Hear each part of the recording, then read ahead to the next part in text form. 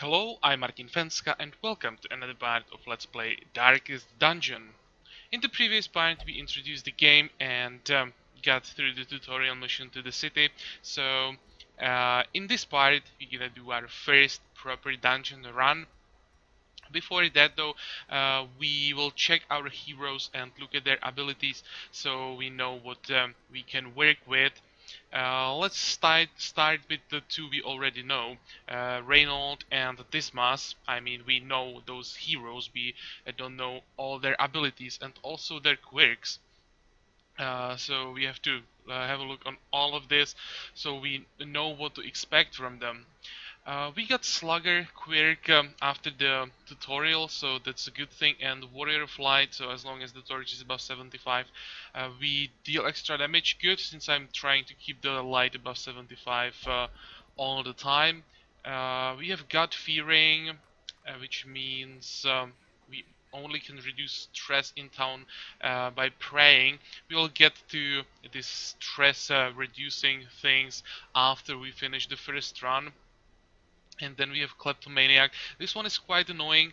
It triggers randomly when you get to an object that can contain loot, that the character just uses it, loots it for himself. You don't get anything. The character keeps all of it, and the loot basically disappears.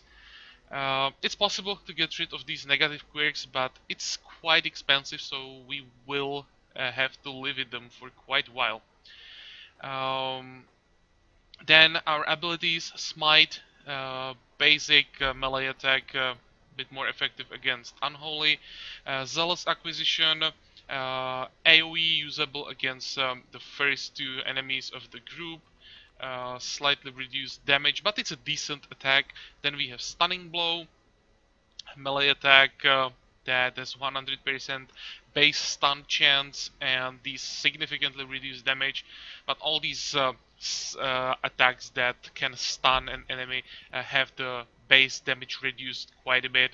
This is a decent stun, though it's only usable against the first two enemies, and often you actually want to stun enemies that are standing in the back and kill what's in front. But we will use this from time to time. Bulwark of Fate, this is a self buff, increases protection and increases the light level by 6. I'm not using this too much, but you never know. Well, for now we have only these 4 abilities active, so we'll use it later. We'll probably replace it with something. We have these 3 abilities locked, and if in the previous part I said that every hero has 8 abilities, it's 7. So here are these 3: Battle Heal, Holy Lands, and Inspiring Cry. We'll get those once we open a building that will allow us to learn these skills. Then we have camping skills. We can ignore these for now. In longer dungeons, we will have the options to set up a camp and use these abilities. They're usually pretty strong and significant buffs, or often it offers a stress reduction, but for like, I don't know, I'd say at least first 10 rounds we'll be only doing short dungeons, so for now we can ignore these. This must our highwayman. Oh, by the way, one more thing. Here, these dots show us what is the preferred position for the class, and it takes into account which 4 abilities we have chosen. So if we have 7, or with these 4 abilities, the preferred position is 1 and 2, and it shows that from 3rd and 4th position this hero can't do anything. But this can change if we change the active abilities later. It will adjust these shining dots accordingly. So often it's easiest to just check what is shining, and then you can see where the hero will be the most useful. So obviously our Crusader will be in the front, and also here it shows us against which enemies the hero is most effective against, and we can see that the Crusader can only attack the first 2 enemies. Okay, This man's our highwayman. We can see his preferred position. He can be first or fourth, but because you know the dot is barely shining, he is not super effective there. So we prefer second or third spot. And here we have preferred targets. I'm not gonna talk about these anymore. You can see that for yourself, and you know what that means now. Our abilities: pistol shot, basic ranged attack with decent crit mod, and it gives us a buff that increases our damage against enemies that are marked. Mark is debuff that we can apply to enemies by some classes. I don't think we can apply it with the highwayman himself. I don't think he has that ability, yeah, at all, but some other classes have the marked debuff available, so when they are combined, this deals some extra damage.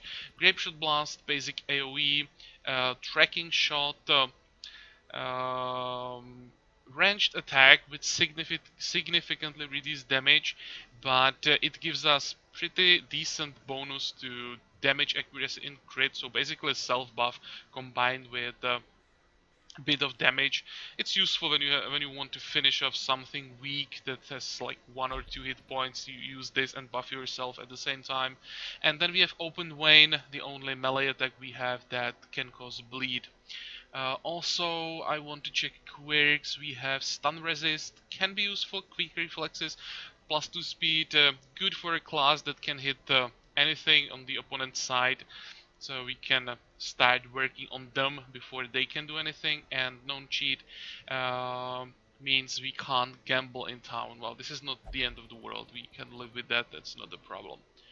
Okay, and now the two new guys that we hired in the end of the previous part.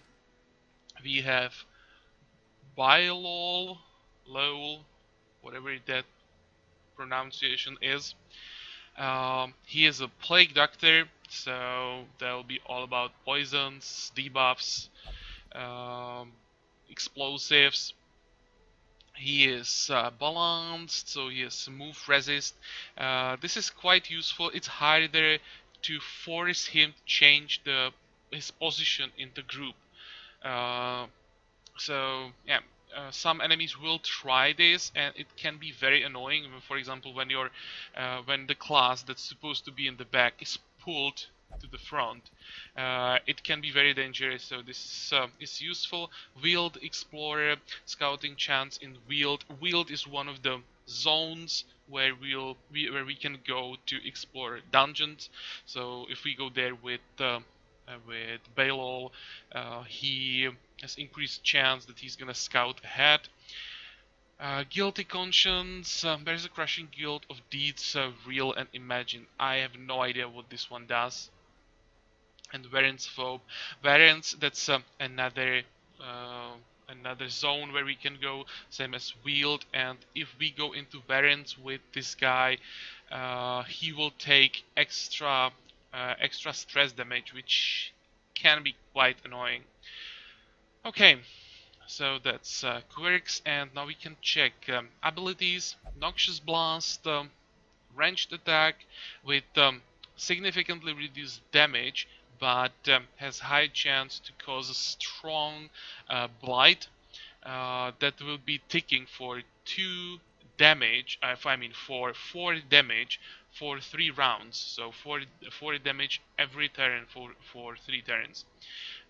Plague Grenade, that's basically AoE version of the Noxious Blast, but it doesn't hit the one of the first 2, but it hits both the 3rd and 4th slot, and the strength of the blight is the same.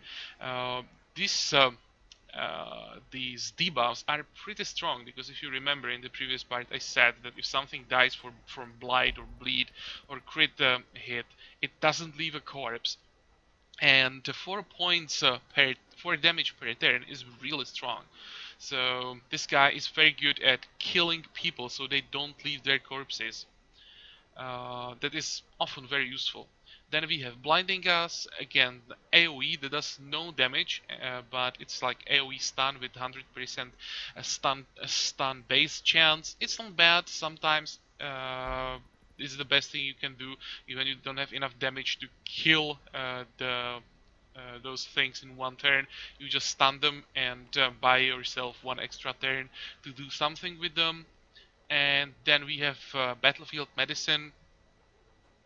It heals one damage and cures blight or bleed. It's or the rules are the same for us as they are for enemies. We can poison them, we can apply bleed on them, but they can do the same thing to us. And this skill allows us to heal that rather than take the whole or take the damage through the whole duration of the debuff. And last we have Lindway, our Vestal, basically a healer of our group. He is clutch hitter plus 3% crit if below 50% HP. Well, I will try to keep him on 100% as much as possible. So yeah, so from time to time this will be active, but I'll actually try to prevent that. Definitely don't want to keep him below 50% just to have plus 3% crit chance. Then we have Variance Explorer, so extra chance for to get scouting in Variance. Then we have Nocturnal, minus the 2 speed if torch is above 75%. This is quite annoying, though it's not the end of the world for the healer, because you usually want your healer to go last. So first some of your units take damage and then the healer goes last and heals that. But still, like, I don't like these things that are reducing something when torch is above certain level, because I'm trying to have the torch above 75 or as close to 100 as possible, or as much as possible. So this will be active all the time, and I really don't like that. But well, on the healer, as I said, we can probably live with that. And Plutomania, Manic for Money. I'm not sure about this one, but I think it means that there is a chance that this guy can spend some extra money in pub or something like that. Or when gambling, there he can spend some extra money, and it can be quite significant. I think it has something to do about that, but I don't remember all these quirks, so it's just a guess. Okay, our skills. We have Mace Bash, which is actually a melee attack that can be used from first 2 slots or places in the party. The Vestal has like 2 possible builds. It's either like a melee holy fighter standing in front, or a healer, a lot squishier, that's standing in behind. And we got like a mix of abilities from both, so we will have to adjust this as soon as possible. We can't do it yet, but once we have the option, I will get rid of the Mace Bash, because I will keep Lindway in the bag, so this skill is basically useless for us. Then we have Judgment, that's better, that's a ranged attack that has a chance, or that when it hits, it heals us for 3 hit points. Dazzling Light, ranged stun, single target that does a bit of damage and also increases the light level by 6, so quite decent. And 1 heal, single target heal. It heals for 3 to 5. Those white shining dots doesn't mean it can be used only against third or on third and fourth hero in the group. It means from which position it can be used. It can be used on anyone in the group. So these are our heroes, and now we can finally get into dungeons. So here are the locations that we can visit.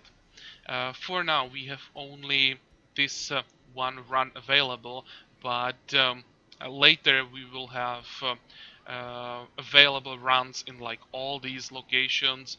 And yeah, also there is this Darkest Dungeon, but that's like the last place you want to go. It's only for like a level 6 heroes, and it's basically the end game.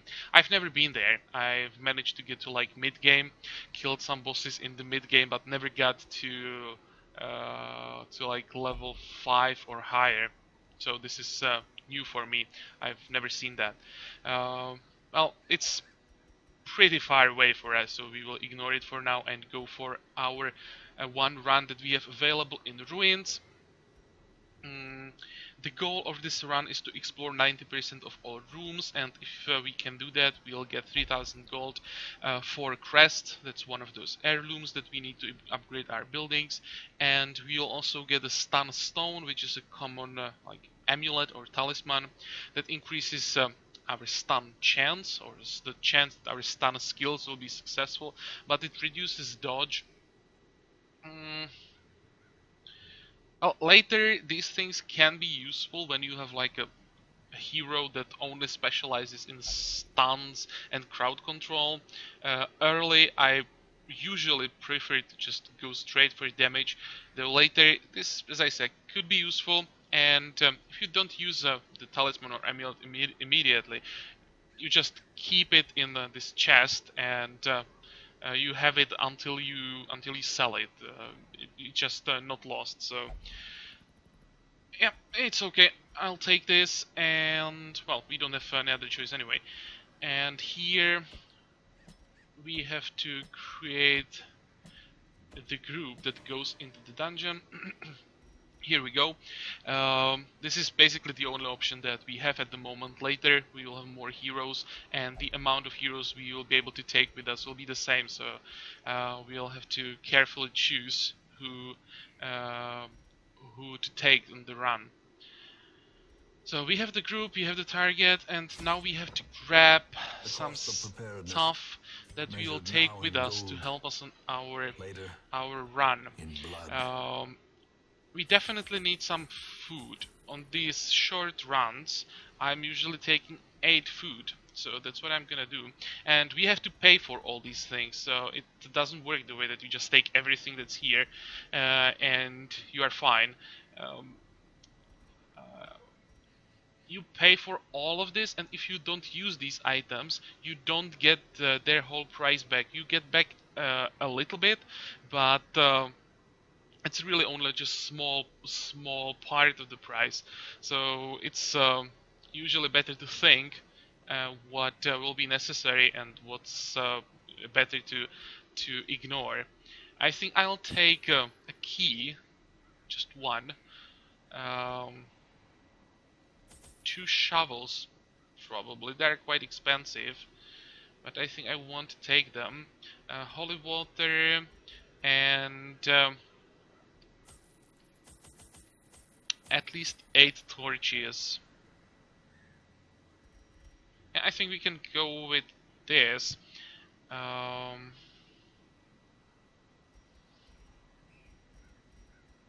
we should have like the answer to most things that we can encounter. Okay, so let's go and visit the first dungeon.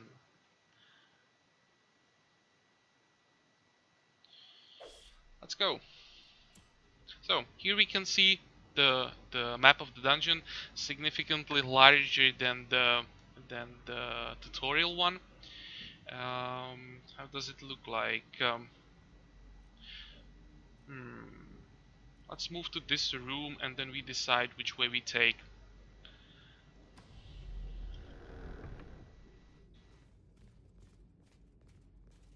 And yeah, from now on the game is not scripted anymore, so I have no idea what we gonna find. Okay, the light level is dropping, so let's refresh it, and our first room. So let's enter that, and the first fight. We're fighting 2 bone rebels, am I reading it right? Like basic skeletons, that really shouldn't be a problem.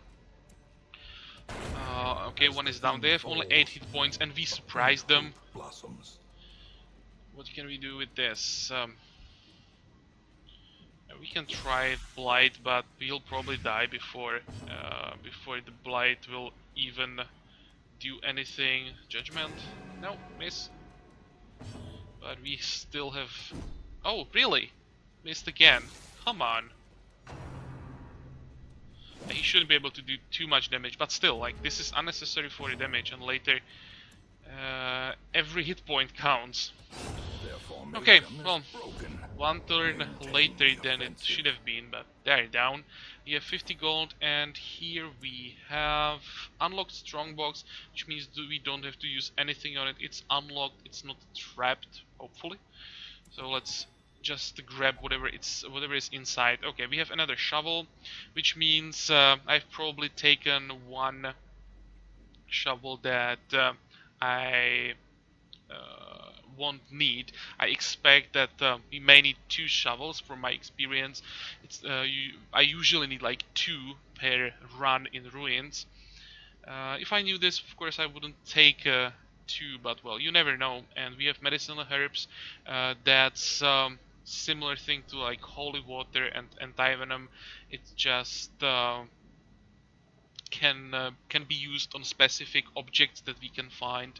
And there is also another effect used to cleanse items and prevent maladies. Which one is that? Applied to heroes to eliminate when you use it on a hero, you can get rid of debuffs. Everything that or there are there is an answer for every debuff you can get in the game in the form of specific item. When you have bleed, you can take bandages with you to get rid of bleed immediately. If you have blight, you can use antivenom to get rid of that immediately, etc. So these medicinal herbs are here to remove debuffs immediately. Okay, so that was the first room, and let's keep moving. Okay, this is one of the main reasons why I've taken shovels. These piles of rubble, they can be removed by hand, but it takes ages and increases stress quite a bit. So we definitely want to use shovel on this. And it's time to increase the light level again. And here we go. A fight in the corridor, no one is surprised. This cultist acolyte is pretty annoying because his main attack increases stress, does well like 1 damage, but a lot of stress. So I'd like to stun him if possible. Did it work? There we go. Good. So he is not gonna act in the first turn, and I will try to kill him before he can do anything. But maybe... Oh, come on. Don't miss.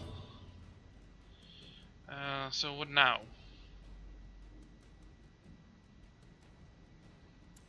We can try to stun him again, but it's impossible in this game to like just keep something permanently stunned, because with every stun that is successful, the unit gains a buff that makes the next turn harder.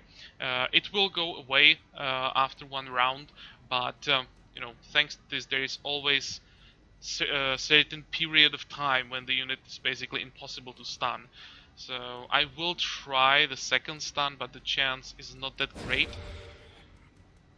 Yeah, he resisted. May we find victory. Okay, how much health do these guys have? I'm thinking about the Zealous Acquisition, because that's AoE, but maybe it's better to just kill one of them if possible. Well, close. Okay, some more damage coming our way. That was a dodge, good. And what about this one? 4 damage. That's okay.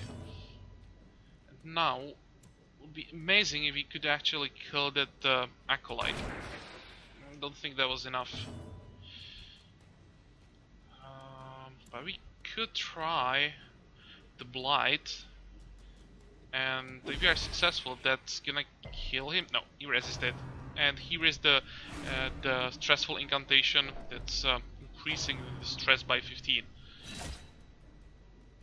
Yeah, that was what I was trying to avoid. Well, didn't work.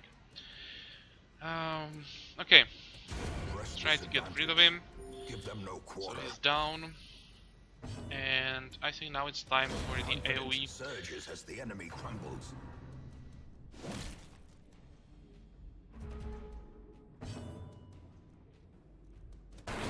Continue the onslaught. And finish him off. them Okay, so we have 2 deeds, Onyx, and 750 gold. Good. So, keep going. Nothing in this room. And how do we do this? We didn't get scouting prog, so yeah, I can't say which way is better, so let's just keep going, ignore it. More light. Okay, just a bit of loot or some extra items. This pack is always just some loot. It can't be trapped. It probably can't do anything bad to you. So I'll always just quickly click on it and go on. But most of the objects that you're gonna find are not that nice to us, and most of them can actually cause some problems if handled improperly. Okay, so here we have Acolyte and the Brawler and the Soldier we already know.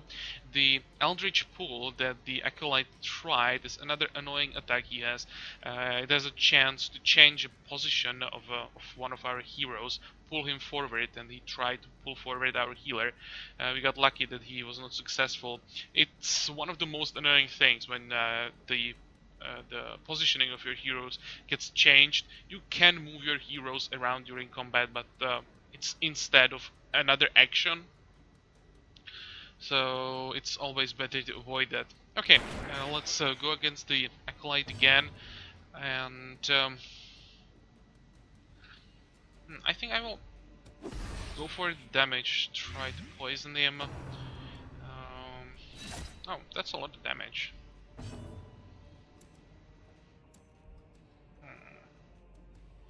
I'd like to kill this guy. Good.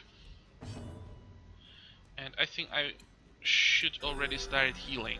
Okay, I was 5, nice. By the way, healing can crit as well, so crit means that it heals twice as it usually would, so those healing crits are really welcome. Can we? No, we can't finish the Acolyte off. Okay, Rend of the Old Gods, some damage and chance to cause bleed. Here we have Stressful Incantation, stress going up, plus 17.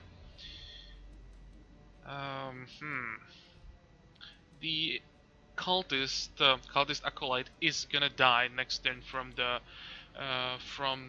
Blight, so I can ignore him and focus on the Brawler, which means Noxious Blast. Take that. And he resisted. Well, he got unlucky there. His blight resist is not that high, only 20%. Okay, what about old-fashioned melee hit in the face? And another heal. 5 again, nice.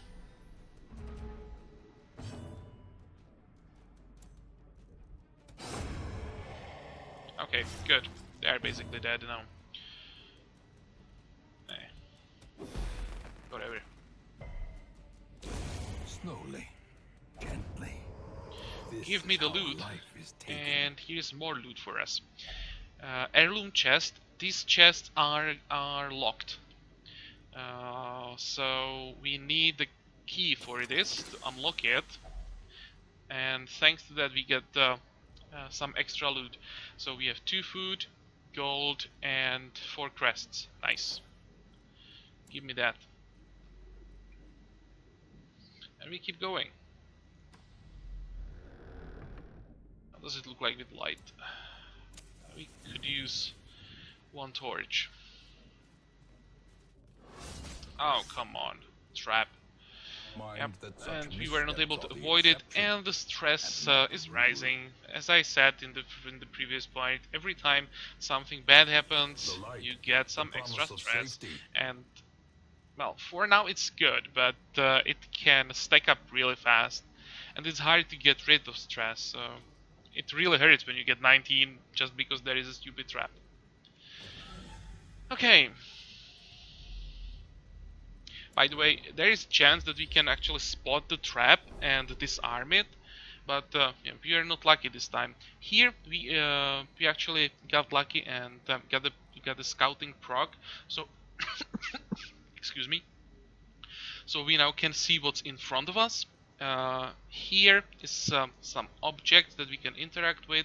This room is empty, and to the south we now can see that there is a trap. So once we get to it, we'll be able to at least try to disarm it. And in this room there is a fight, and I think I'll actually go down for the fight. We are fine. I think we can handle a fight. Maybe we can even explore this corridor then and just go for like a full clear of this dungeon.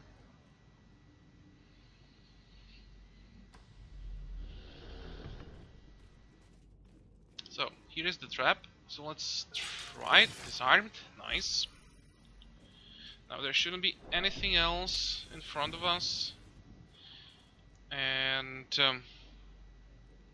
what's the light level? 89. That's good enough. So let's enter the room and let's see what do we have.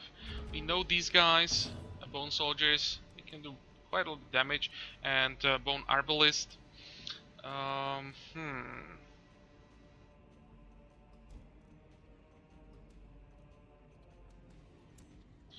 let's use the blight on him so he starts taking some damage, and actually try to kill him. No.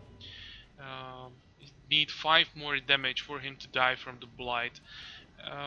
Judgment, maybe? Try it? Or do I want to heal? Yeah, let's try to kill him. Okay, that's enough. Now he's gonna die from the blight when it's his turn to act. There we go. Slow death. Unforeseen. Okay, Unforgiving. that's quite a lot of damage for a crusader. Let's try the accusation, I mean. Decent. And because they're both quite low, maybe I'll try the AoE to finish them off. Well, at least one is down. Another graveyard sludge. I think I'll have to heal. Hey. 1 hit point.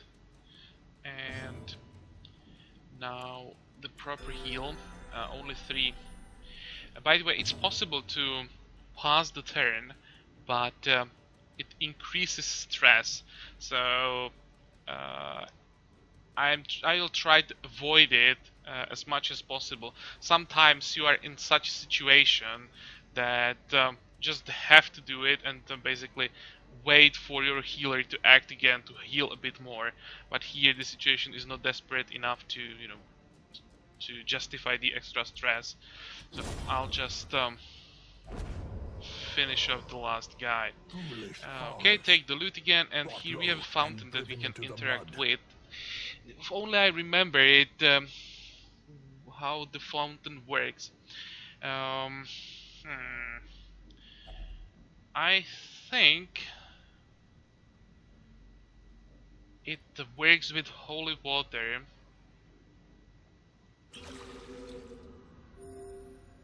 Yeah, it healed us and reduced our stress. Good, that's what I wanted. And we have scouting again. Anything interesting in the corridor? There is an object, so let's go there. Maybe that's some extra loot. Yep, this looks like we could get something from it. Another holy water. We just spent or used the holy water, so why not? And 25 gold. Okay. Light up. So the corridor is explored, and now we have to go back and explore the remaining 2 rooms. By the way, when you are going through corridors where you have already been, it doesn't require or doesn't reduce the light level that much per move. you can see that the light is going down significantly slower than when we are in corridors for the first time. Okay, more loot? Nope. And here is the proc of the kleptomaniac. And yeah, he just stole 10 food, 4 crests, and 50 gold. Well, we can keep the gold, but 4 crests? Come on, dude, fuck's sake. That's a lot. And we'll miss that. Don't do that. Okay, more light. And here is the reason why we are taking food with us. Because randomly we get these procs of hunger, and if we don't have food, we take damage and we gain some stress. So good that we have the food with us.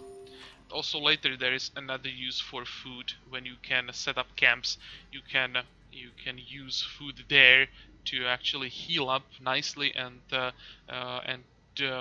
use some actions to reduce stress and get some buffs.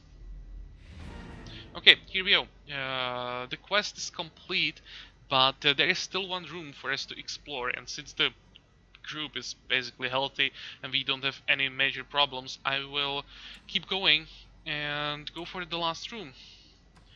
There's always a chance that we find something nice. This is fine, we have the shovel. And at this point we can leave the dungeon at whenever we decide to do so. Yeah, let's go in, even though the light level is quite low. There is... oh, this is actually dangerous. And we managed to surprise them even though the light level is only 58.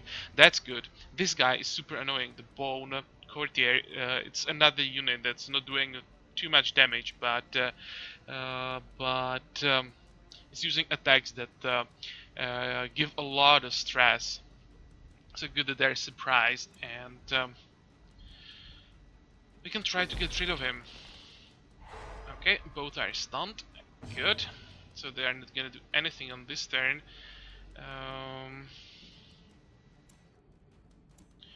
I think I'll do something about him anyway. I want to kill him before he can do anything.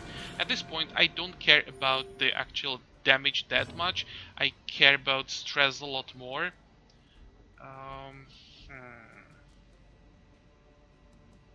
Let's try the AoE. No, come on.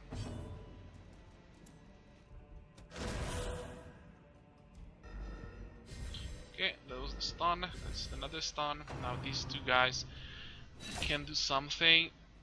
That hurt.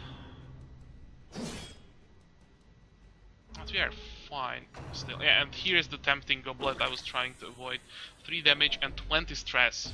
20 is a lot. Okay, plague grenade.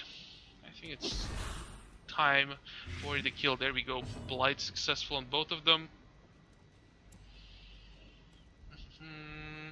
And you, buddy, will start working on the Arbalist.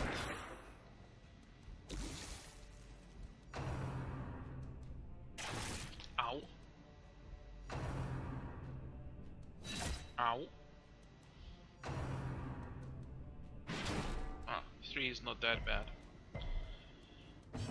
Okay, but he was trying to stun us. That was the last resist there.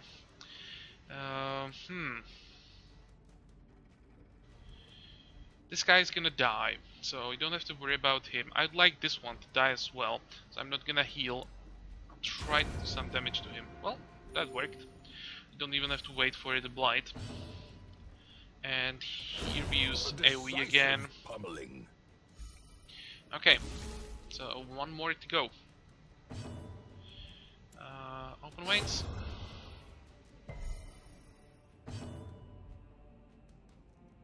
Oh, and he's down already, just doesn't know it yet, so may as well heal. It doesn't matter, because this is the last thing that's gonna happen in this dungeon. And it was worth it, because we got a Hurricane Charm from this fight, we wouldn't get otherwise, and it makes our healing skills 15% more effective. This is huge. This is a really, really good amulet. So it was definitely worth it, and we got pretty lucky with that. Good decision that we full cleared the dungeon. Plus we can still open this heirloom chest because we have a key, and get 2 more deeds, 2 more busts, and 4 more crests, which is pretty decent as well. Yeah, that was definitely worth it.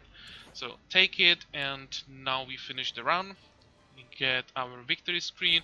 So this is the quest reward we already know about, and we got almost 4,000 gold on top of that, plus all these heirlooms, 2 busts, 4 deeds, and 8 crests. That's pretty solid for only a short run, and also when you consider that how is he called, Reynold, I think, stole four crests. I'll take it. That's pretty good results from the first run. No one died. The stress is pretty decent as well, pretty acceptable. Okay, anything interesting here? Level up for Baloel, Lowell, I don't know how to pronounce that, and for Lindway, and everyone except Lindway got some quirk. We just don't know what kind of quirk, positive, negative. Let's see. Eldritch Slayer, extra accuracy versus Eldritch, 3% crit rolls versus Eldritch. That's a type of creatures. That's good. And Hero Mania experiences religious visions and delusions.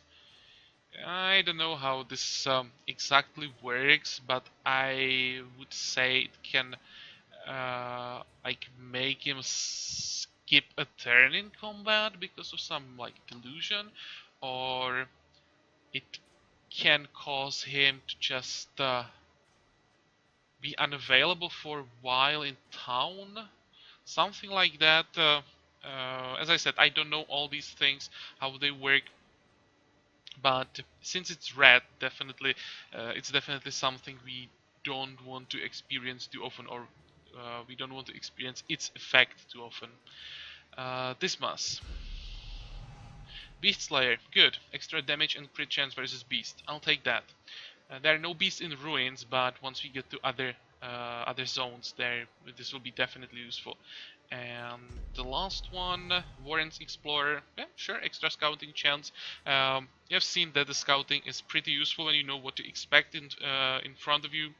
So yeah, I'll take it. This guy already has, I think, Wheeled Explorer, and now he has Warren's Explorer. So that's decent, good Explorer. Okay, let's go back to town.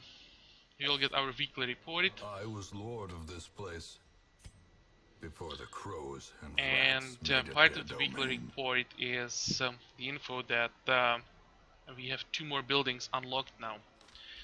That's a pub, I mean tavern, and abbey. Both these The buildings cobwebs have been can be dusted, used the to reduce keys set stress of straight. our heroes.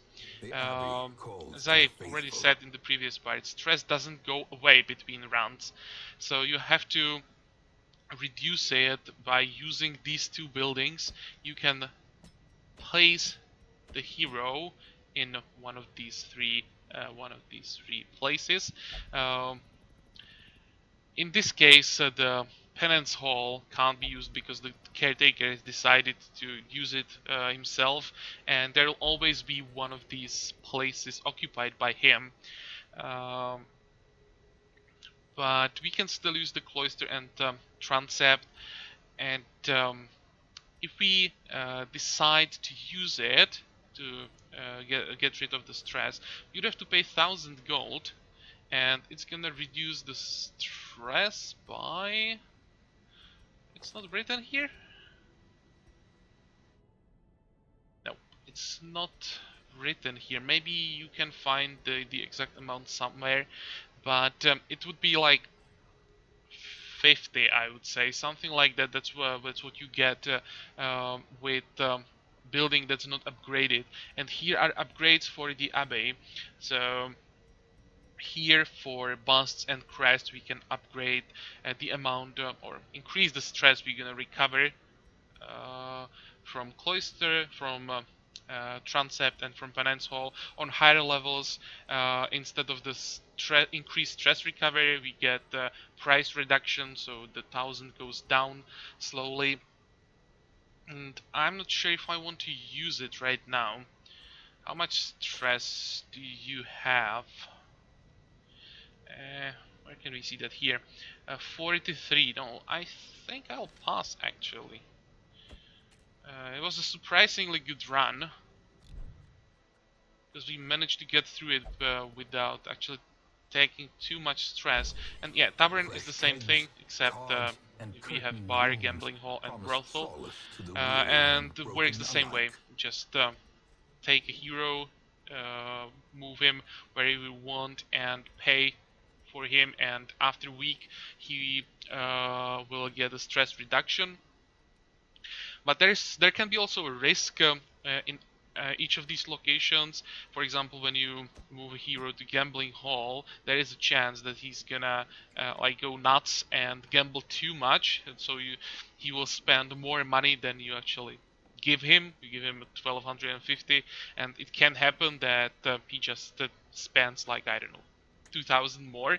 You can't do anything about that. So yeah.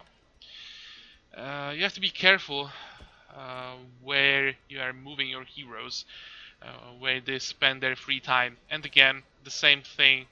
Here we can upgrade these buildings. Okay, so this was a decent run. It's all for this point. I'm surprised how well this went. We got quite a lot of stuff for one run, decent amount of money. The stress level is decent. Yeah, it was pretty smooth. And it would be nice if all rounds could go like this one. Though I'm afraid it won't be that way.